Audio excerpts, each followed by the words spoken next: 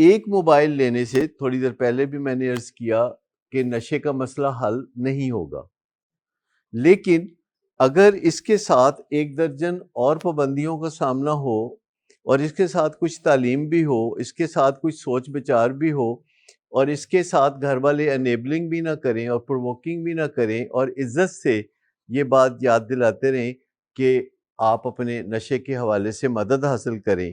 آپ یہ نہیں کہتے کہ آپ نشہ چھوڑ دیں، آپ یہ نہیں کہتے کہ آپ نشہ کرنا کم کر دیں. مجھے یہ بتائیے کہ جو آپ ٹوتھ پیسٹ استعمال کرتے ہیں وہ آخر کار کس کی ول ہوتی ہے؟ جو صابن آپ استعمال کرتے ہیں وہ آخر کار کس کی مرضی کا ہوتا ہے؟ جو کپڑے دھونے کا ڈٹرجنٹ آپ استعمال کرتے ہیں وہ الٹیمیٹلی کون فیصلہ کرتا ہے کہ آپ کے گھر میں کون سا ڈٹرجنٹ استعمال ہوگا؟ الٹیمیٹلی کون فیصلہ کرتا ہے کہ آپ کس ایئر لائن کو چنیں گے اپنے سفر کے لیے؟ یہ سارے فیصلے کوئی اور کر رہا ہوتا ہے بیٹھ کے.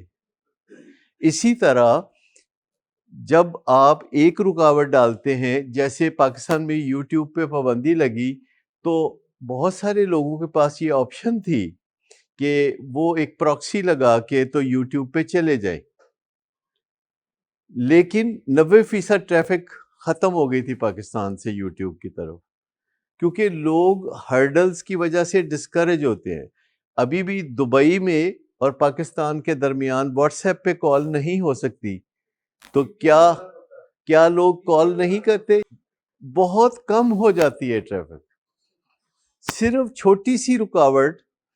ہم نے ایک دفعہ اپنے یہاں لوگ شارٹ لیو لینے لگے، میں ذرا 2 گھنٹے بعد آتا ہوں، میں ذرا گھنٹے بعد آتا ہوں، تو ہم نے کہا کہ اچھا جب بھی آپ کو شارٹ لیو چاہیے ہو تو آپ اپلیکیشن لکھ دیجئے جیسے آپ چھٹی کے لیے لکھتے ہیں.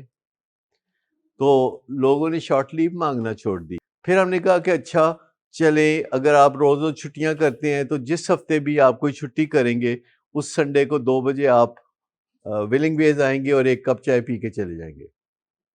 تو لوگوں نے چھٹی مانگنی چھوڑ دی. کیوں بولا؟ ان کو اسپیشل آنا پڑے گا، آ کے چائے پینی پڑے گی، پھر جانا پڑے گا.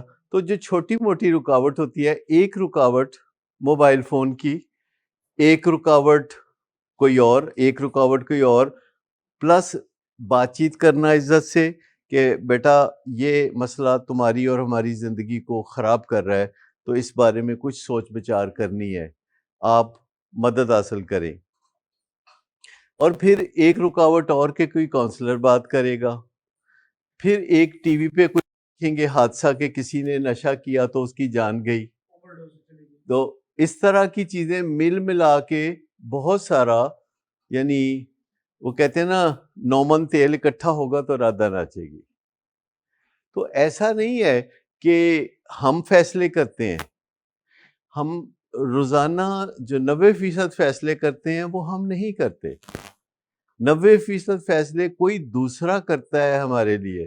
اگر آپ اسٹوڈنٹ ہیں یونیورسٹی کے تو فیصلے اور کوئی کر رہا ہوتا ہے. اگر آپ کسی آرگنائزیشن میں کام کرتے ہیں تو فیصلے کوئی اور کر رہا ہوتا ہے. اگر آپ گھر میں رہتے ہیں تو فیصلے کوئی اور کر رہا ہوتا ہے کہ آج کیا پکایا جائے گا، آج کیا کھایا جائے گا، کوئی اور کر رہا ہوتا ہے. کوئی نہ کوئی اور فیصلے کر رہا ہوتا ہے جو کہ ہماری زندگی پہ اثر انداز ہو رہے ہوتے ہیں. سڈنلی ایک ٹی وی پہ ایڈ آتا ہے کہ کسی پروڈکٹ پہ 50% ڈسکاؤنٹ ہے. آپ کا کوئی ارادہ نہیں تھا خریدنے کا، 50% ڈسکاؤنٹ کہ آپ نے کہا خرید ہی لیتے ہیں.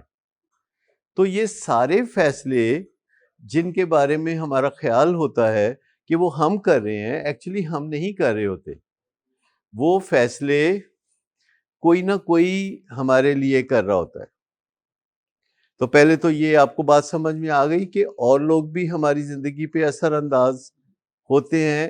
کبھی ہمارا بچہ سامنے آ جاتا ہے، کبھی باپ سامنے آتے ہیں، کبھی بیوی یا خاوند سامنے آتا ہے، اور اس کی وجہ سے ہم اپنے فیصلے چینج کر دیتے ہیں.